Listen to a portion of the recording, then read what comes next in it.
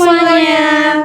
Di sini kami akan memaparkan hasil penelitian kami mengenai sistem pengendalian dan SOP keamanan yang ada pada Taman Cadika Medan Johor. Untuk memenuhi tugas UAS Sistem Pengendalian Manajemen dengan dosen pengampu Ibu Delianti Simbolon, SPD MAK, dengan saya sendiri Monica Immanuel Stompul dengan NIM 2330187. Saya Noviani Devita Tambunan dengan NIM 2330184. Saya Desi Puspita dengan NIM 2330172. Dengan saya Esther Rosalinda dengan NIM 2330186. Mulai wawancaranya, kalau boleh tahu Bapak dengan Bapak siapa? Saya atas nama Muhammad Sa'ban ya. Udah berapa lama Pak kerja di Satpam ini? Saya kerja itu dari bulan 2 sampai bulan berapa Kak? Bulan 12. Nah, sekitaran 7 bulan 8 bulan. Tugas utama Satpam dalam kegiatan sehari-hari apa aja Pak kalau boleh tahu?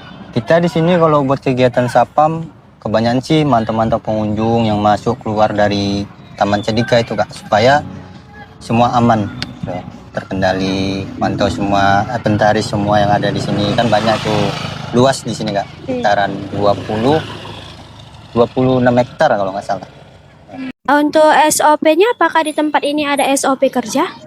Untuk SOP ada Kak, itu kita kalau buat pengunjung dari jam 6 pagi sampai jam 6 sore. SOP-nya itu ya harus pakai karcis. Di sini kan ada pelang-pelang parkiran itu yang mana udah ada ditentukan di mana-mana itu Kak. SOP-nya. Kalau untuk kendaraan yang pengunjung keluar masuknya itu kayak mana ya Bang? Untuk keluar masuk dia harus, kalau keluar ini kan, kalau masuk kita harus ambil karcis. Kalau keluar ya harus dikasihkan karcisnya lagi kan, sama petugas yang jaga di luar. Apakah yang Satpam ini ada kerjanya shift gitu nggak sih? Kalau shift ada Kak, kami dari ada 2 shift ya, pagi 2, malam 2. Seberapa sering dilakukan patroli keamanan dan apa saja yang diperiksa Pak? Untuk patroli kita sekitaran 1 jam sampai 2 jam sekali Kak. Karena ini kan di belakang tuh rawan gitu kan Kak kan. Jadi kita patroli ke belakang. Ini semua ini dipatrolikan semua nih Kak. Karena di sini banyak satpamnya dari ujung, tengah sampai belakang. Monitor komandan. Apa yang dilakukan Satpam jika sering terjadi mencurigakan atau darurat? Kalau kita mantau kalau ada orang yang mencurigakan, kita biasanya monitor dulu, monitor atasan kita dulu. Nah, kita monitor. Kalau memang itu udah tidak terpantau lagi ya kita langsung kita datangin, kita tanyakan. Kita himbau. Bagaimana proses pencatatan dan pelaporan kegiatan keamanan Bapak? Seperti pelaporan gitu ya. Kita biasanya bawa buku catatan juga. Nah, itu ada nota kecil, balpen. Nah, situ kita catat semua. Apa-apa aja kegiatan, harinya, tanggalnya, waktunya ya kan. Nah, Kendala apa yang paling sering dihadapi saat menjalankan tugas Pak? untuk kendala untuk menjalankan tugas untuk sekarang ini ya tentang pengunjung parkiran gitu Kak. Nah, tentang penghimbauan parkiran karena kan parkiran itu sudah ditentukan. Tapi kan kebanyakan pengunjung itu nggak tahu. Jadi kita himbau supaya parkiran itu lebih bagus lagi. Tuh. Menurut Bapak, apakah SOP dan alur kerja yang ada di sini sudah efektif? Sangat efektif Kak. Ya. Apakah kinerja Bapak dinilai dengan indikator tertentu? Kalau penilaian kinerja itu biasanya dinilai oleh Danru atasan-atasan tertentu gitu.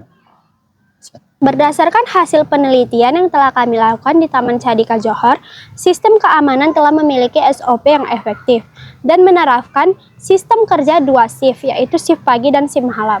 Kondisi ini dapat dilihat secara langsung pada area Taman Cadika yang dimana para petugas keamanan menjalankan tugasnya sesuai SOP dan melakukan pemantauan secara berkala pada pengunjung untuk meningkatkan keamanan dan ketertiban.